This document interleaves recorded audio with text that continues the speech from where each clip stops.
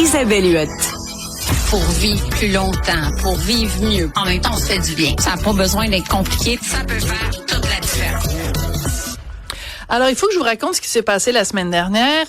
Vendredi, vendredi matin, le 23 mai, je suis allée voir ma masseuse adorée, Isabelle Fontaine, que je salue, massothérapeute. Elle est en train de me masser, puis elle me dit, Sophie, qu'est-ce qui t'arrive? T'es tendu. Ça fait des années que je te masse. T'as jamais été aussi stressée.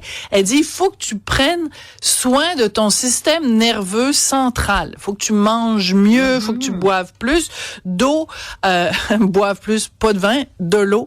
Et là, je me suis dit, je vais me tourner vers Isabelle et je vais demander à Isabelle des conseils pour aider à améliorer la santé de mon système nerveux central parce que je taboute. Alors là, tu réponds à toutes mes questions. Voilà. Parce je comprends la demande de Hugo. Mais probablement qu'elle voulait dire que le système nerveux sympathique, c'est celui qui le met en mode d'éveil, était trop activé par rapport au parasympathique, celui qui nous calme. Donc, t'es plus sur l'adrénaline. C'est vraiment plus ça. Moi, j'ai orienté autrement parce que je dis système nerveux central, c'est le cerveau et la moelle épinière. Mais donc, c'est parfait. Pour avoir un cerveau qui est actif, mais je reviendrai, là, je viens de comprendre le lien, qu'on voulait parler du sympathique et du parasympathique. Mais non, mais c'est parfait parce que dans le fond, tu vas nous donner des conseils aujourd'hui pour avoir un cerveau en santé. Donc, tout ça va main dans la main, c'est absolument parfait. Comment on fait pour prendre soin de son cerveau, pour être alerte et vraiment les yeux en face des trous? Ouais, puis de prévenir le déclin cognitif. On connaît aussi beaucoup de préoccupations à l'égard de la démence de type Alzheimer.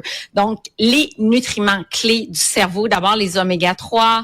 On en a parlé beaucoup ensemble, mais il y a énormément d'oméga-3 d'origine marine à longue chaîne qu'on va trouver vraiment dans les membranes des neurones. Donc, très important, autant pour la femme enceinte que plus tard, d'aller chercher des oméga-3 dans son alimentation. Ça va aider également à la plasticité du cerveau. Et ça, c'est très important. Tous les chercheurs en parlent de plus en plus. On étudie de plus en plus la neuroplasticité.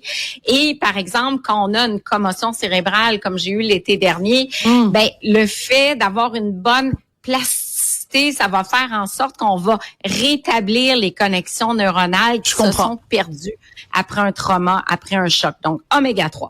Deuxième, les vitamines du complexe B, B6, B9, B12, qui vont aider à la synthèse des neurotransmetteurs. Donc, à ce moment-là, toi, tu as peut-être trop de neurotransmetteurs associés au plaisir à la dopamine.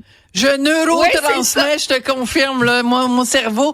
C'est ça, c'est que je suis speedée tout le temps parce que je déménage, c'est la fin de saison, il se passe plein de choses, je travaille sur un livre, j'en ai trop, le hamster fonctionne trop, donc faut que je calme mon hamster.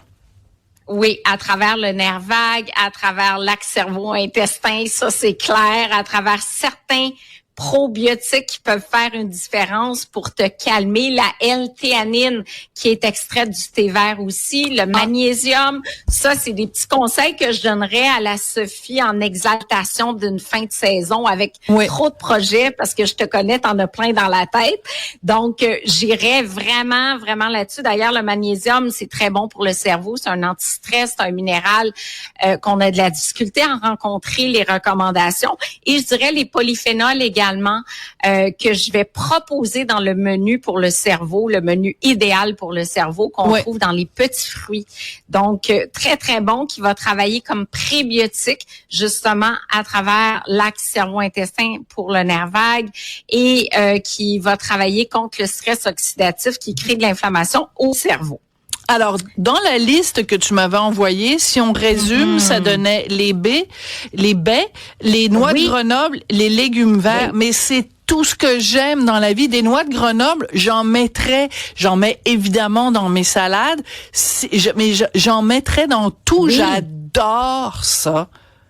4 fois ou plus par semaine. Parce que là, je prends vraiment le guide pour le cerveau actif qui a été développé par le Consortium canadien en neurodégénérescence associée au vieillissement, des chercheurs partout au Canada.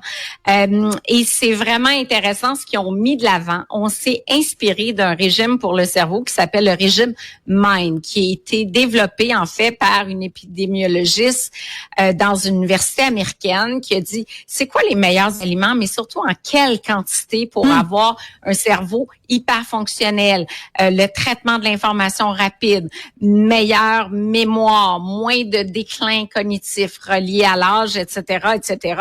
Ben c'est ces aliments-là. On a énormément de légumes, surtout des légumes verts feuillus. On a des crucifères également, les légumes verts feuillus tous les jours. Fait que si nos auditeurs là, que ce soit des épinards, que ce soit du kale, de la laitue frisée verte, vraiment tous les jours d'avoir ça au menu parce que ça contient de la lutéine, des folates, des nutriments qui sont très bien pour le cerveau. Est-ce que je peux vite donner à tout le monde une recette avec du rapini? Du rapini, ça rentre-tu dans tes trucs? Oui, j'adore. Alors vous faites revenir des 2 oignons et 4 gousses d'ail. Ensuite, vous mettez de la saucisse italienne. Ensuite, des deux grandes touffes de rapini. 4 saucisses italiennes, 4 grandes touffes de rapini, vous faites mijoter tout ça. Vous rajoutez un petit peu de crème à la fin avec des rigatoni. C'est une recette sur le site de l'UFA. Tu sais, moi j'adore les gens de l'UFA. Ah, c'est bon. Mais là, je t'enlève 3 ingrédients pour le cerveau. Parce qu'il n'y a pas de charcuterie, il n'y a pas vraiment de crème, il y a des produits laitiers faibles en gras. Ah, c'est plate. Ça va être des pâtes de grains entiers, genre. Donc, des pâtes de grains entiers avec des rapini, puis peut-être du citron. Du citron, oui, avec citronné, avec, oui, tout à fait. Tu viens de péter ma balloune, toi, là? Et des pignons, des noix de Grenoble sur le dessus. Ça peut être super chouette. Donc, si on adopte ce régime-là, on peut réduire le risque de maladie de type d'Alzheimer de 35 à 53%. C'est énorme. C'est significatif et ça joue sur la mémoire également. Bon, parfait. Me rappelle-moi ton nom. Ben non, c'est une blague, Isabelle. Je sais. Isabelle Huot, c'est toujours un plaisir de te parler. Je rappelle que tu es docteur en nutrition. C'est un plaisir. Merci à Jean-Philippe, merci à Hugo, merci à Fred Bastien, merci à vous de nous écouter et de nous accompagner dans nos folies. À demain.